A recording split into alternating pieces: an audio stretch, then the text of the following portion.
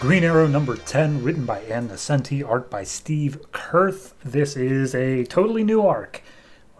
Doesn't even connect to the old one. I'm not even going to bother trying to explain the last one. So we open up with a woman named Pauline Pearl driving on a motorcycle, just saying how much she loves the open road and going on these cars and whatnot.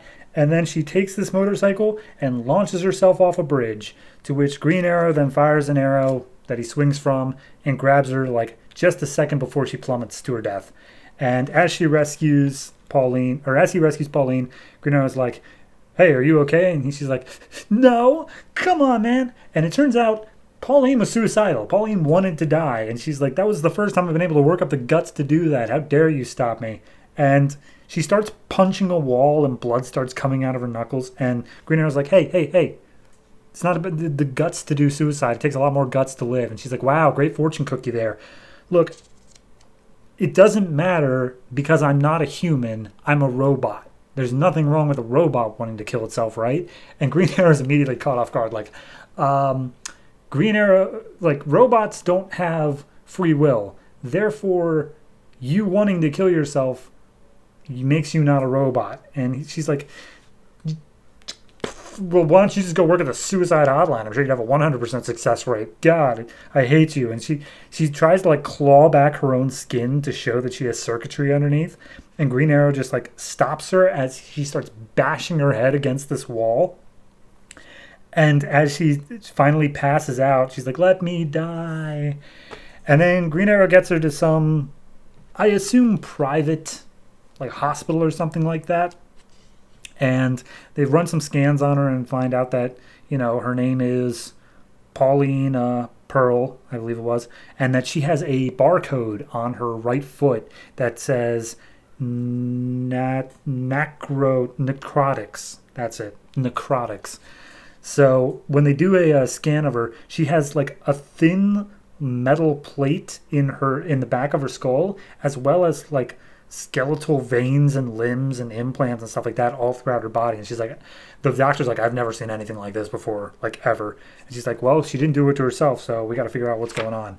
So finally they get her juvie records out and they have an address for her, as well as an address for necrotics. And at that point she wakes up and just shares this memory she had of her past of when I was young, I was the fastest kid on the block, and I could do a wheelie for city blocks, and I had this motorcycle, and I could jump over a bus. I was so cool as a kid.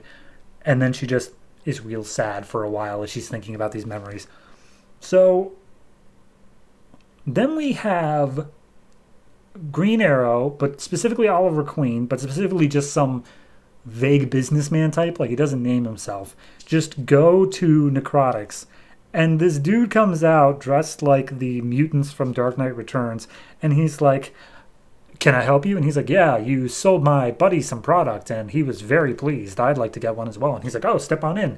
And he just does this whole showroom routine of "We have ones that will cook you any meal you want, ones that can play you any song you want. You want one to do your taxes? He's right here. He comes with his own cubicle."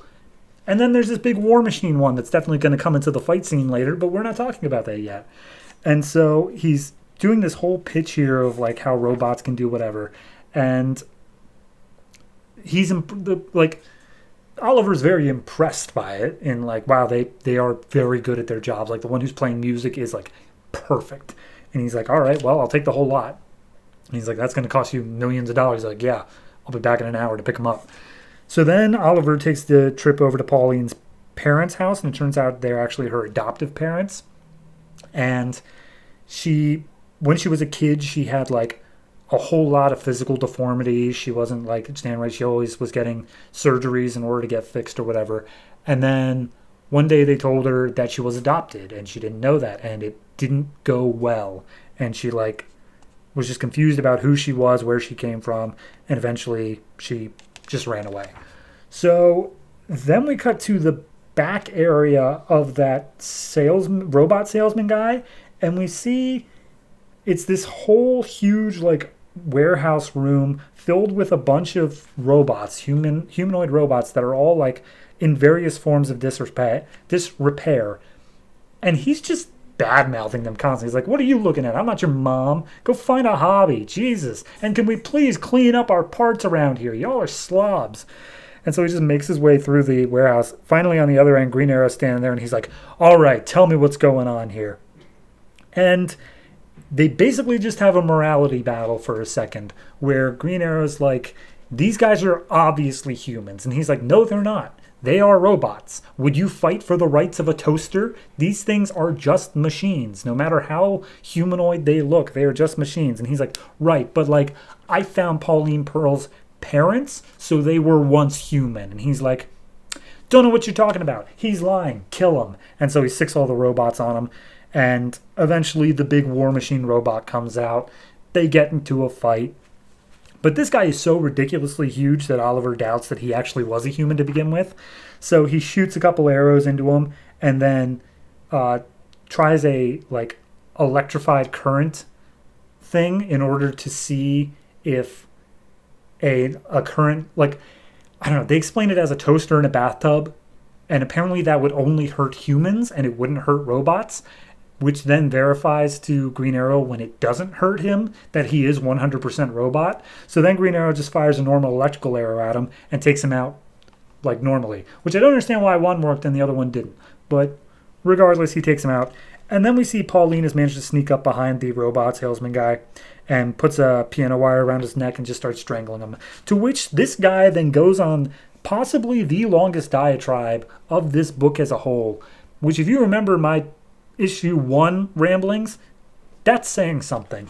And he goes in to how he was originally a psychiatrist and he had all these people telling him all these problems, and it was always coming down to the fact of they just felt bad things. And he wanted to use his ability, technologically I guess, to make it so people didn't have to experience bad things. So he took this chip and put it in people's brains, and they didn't feel bad things anymore. And they thought they were robots, I guess. And apparently there are thousands of them. To which Green Arrow was like, what? Are you kidding me? And he's like, yeah, they're just out there. These people in here, they're only in here for repairs. Like, they're just people who are broken. And so Green Arrow leaves with Pauline and basically just opens up the door to everyone, saying, like, here's the thing. You guys were humans. You guys still are humans. This is the world. You belong out there. You can get your fix out there. You don't have to come to this guy. Just be humans. It's up to you if you want to come with. And we don't actually see who all comes with. It's just left up to the reader, I guess. Pauline is given the info dump on her past and how it turns out that part of the operation to get this done, you have to have your memory wiped. So she had these memories that were all false memories of her being like the fastest kid and loving the open road and whatnot. Her dad had a motorcycle and she was just sitting on her dad's lap. Like, that's all it was. So these last 2 pages are so hard to explain. She runs off, she drops her bag, and inside were a bunch of like repair parts or something like that, to which Green Arrow is surprised that she has repair parts, despite the fact that we know she was like at least a little robotic. So I don't understand what the surprise was. And then there's a final page of Robots Anonymous, where a bunch of people are all talking to each other. I'm just going to recount this exact dialogue here. What's your favorite object? I have to say gears, any size, any shape, with or without lube. To which the person replies, for me it's always will be, the elegance of a corkscrew, with its twisty little pigtail that always gets where it needs to go. Just, you need to have that in your brain now, because I have it in my brain. So anyway, we just see all these people who are just like partially robotic, or maybe just wear metal, because one guy steps up into Robots Anonymous and he talks to this dude with this big iron jaw. Iron Jaw's like, oh, what are your mods? And he's like, oh, I don't have any yet. I just like the way that metal feels and I wear it sometimes. And he's like, yeah, a lot of us got our start that way too. Come on into the meeting. So are they robots? I don't even know what's going on here. I gotta say, I like the writing in this more than I've liked the past like 4 or 5 issues of this book, but it's still just like, what the hell is going on for part of it? Like, I feel like Anna Nesenti knows exactly what she's writing down. and she feels like she's overwriting it. So then she just takes out huge swaths of very important details and leaves it up to the reader to figure out what's going on, which I have no clue. Are they all robots? Are they not? This one made the most sense out of the past 4 issues, but it's still like very much a, like, this is the definition of ambiguous ending, because it ended ambiguously 3 times in a row of, do the robots come with? Is she actually a robot? Are any of them robots? Who knows? But overall, I can't complain that much about it.